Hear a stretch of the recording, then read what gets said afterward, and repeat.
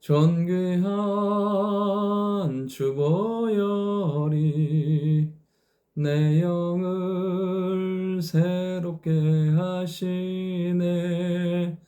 존귀한 주보혈이 내 영을 새롭게 하네. 아멘. 하나님 말씀 사무엘하 3장 20절부터 27절까지의 말씀입니다. 본문의 말씀은 영적으로 깨어있지 못하는, 영적으로 무지한 다윗이 상황에 대해서, 그리고 사람에 대해서, 하나님의 뜻에 대해서 온전히 알지 못하고 행하는 것들이 기록되어 있습니다. 우리가 깨어있을 때 하나님의 뜻을 분별할 뿐 아니라 성령의 인도와 역사 가운데 살게 될 줄 믿습니다. 오늘 첫 번째, 다윗은 거짓된 마음을 알지 못합니다. 오늘 20절부터 아브넬이 이제 헤브론에 와서 다윗에게 말합니다. 내가 당신에게 다 넘겨주겠다고.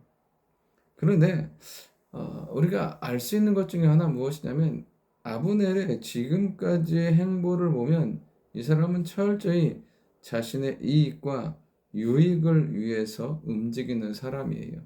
지금 아브넬이 다윗을 찾아온 이유는 첫 번째, 다윗이 너무 강해졌어요. 외적으로도 당해낼 수는 없어요, 더 이상. 그리고 동시에 뭐냐면 이스보셋과 갈등의 문제가 생겼어요.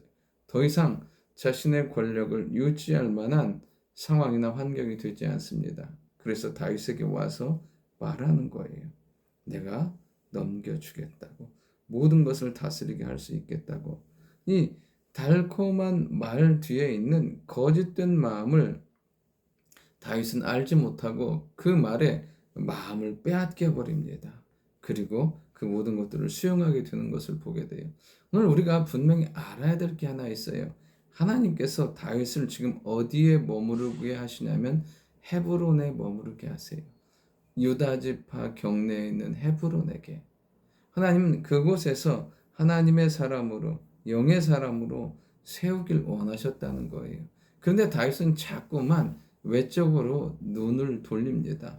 그수랑 달메를 통해서 왕권을 강화하려고 하고, 미가를 통해서 이스라엘의 마음을 얻으려고 하고, 또 오늘은 아브넬을 통해서 뭔가를 이루려고 하는 것을 보게 됩니다.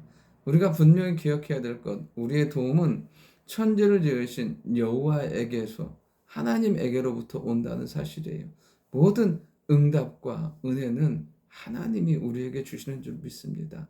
사람이 무엇인가를 우리에게 하는 것이 아니라 하나님의 역사와 섭리를 통해서 그 모든 것들이 이루어질 때 우리는 하나님의 온전한 응답 가운데, 은혜 가운데 살게 될 줄 믿습니다.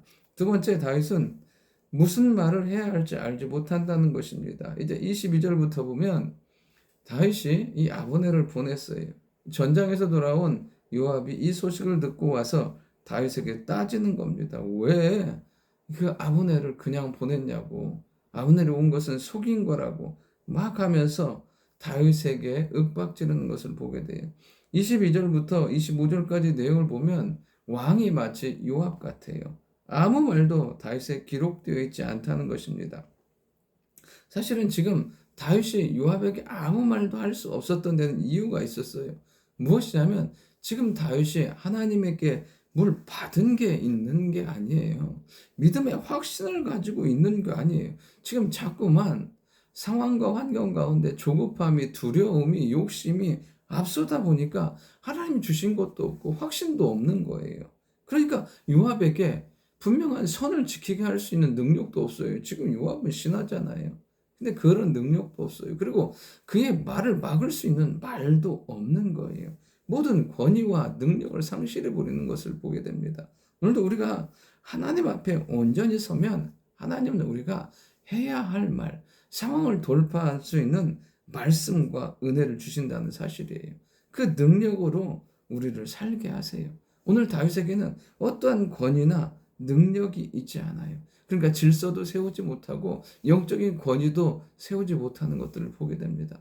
오늘도 우리 안에 하나님 주시는 말씀, 하나님 주시는 확신이 있는 은혜의 삶이 될 수 있기를 원합니다. 그러면 우리 안에서 정리하고 인도하고 해결하는 능력의 말씀들이 선포될 줄 믿습니다. 세 번째, 다윗은 무슨 일이 일어나는지 알지 못한다는 것입니다. 26절부터 보면 요압이 아브넬을 불러와서 그를 죽여요. 자기 동생 아사엘을 죽인 것으로 인해서 죽여요. 어떤 민족적인 뭐가 있는 거 아니에요. 하나예요. 동생에 대한 복수 때문에 이 아브넬을 죽이는 것을 보게 됩니다. 그런데 이 모든 것들을 다윗은 몰라요. 그러니까 지금 다윗이 뭐 하냐면 영적으로 깨어있지 않으니까 요압이 거역하는 것들, 그리고 살인하고 무너지는 그 모든 상황들을 알지 못한다는 거예요. 여러분, 우리가 여기서 분명히 알아야 할 것 하나는 무엇이냐면 모든 것의 결론에는 원인과 그 모든 것의 토대가 되는 것들이 있다는 것입니다. 로마서 8장에 보면 이런 말씀이 있어요. 8장 5절에 보면 육신을 따르는 자는 육신의 일을, 영을 따르는 자는 영의 일을 생각하나니 육신의 생각은 사망이요 영의 생각은 생명과 평안이니라. 육신의 생각은 하나님과 원수가 되게 하나니.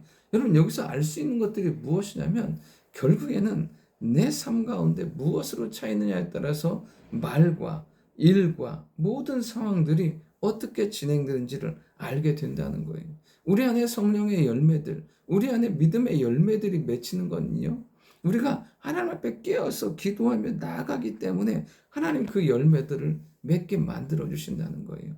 하나님께서 하나님 앞에 깨어 있으면 하나님은 영적으로 깨닫게 하실 뿐 아니라 우리의 삶에 그러한 열매들이 있게 허락해 주십니다. 오늘도 우리 안에 하나님 주시는 믿음의 확신, 성령의 말씀과 능력으로 살아가면서 하나님이 행하실 일들을 기대하며 사는 삶, 무지에서 당황해서 일어나는 일들을 매일 일 처리하는 삶이 아니라 하나님께서 우리의 삶 가운데 인도하심으로 말미암아 성령의 인도 따라 살아가고 응답 가운데 하나님의 영광을 경험하는 우리의 삶이 될 수 있기를 원합니다. 좋으신 아버지 하나님, 우리의 삶이 항상 깨어 있어서 영적으로 민감하게 하시고 우리의 도움과 힘이 하나님께로부터 옴을 깨달아 하나님만을 신뢰하며 살아가는 저희들 되게 도와주옵소서. 그리할 때 하나님 주시는 인도와 응답과 역사가 가득한 축복의 하루 될 줄 믿습니다. 예수님의 이름으로 기도드립니다. 아멘.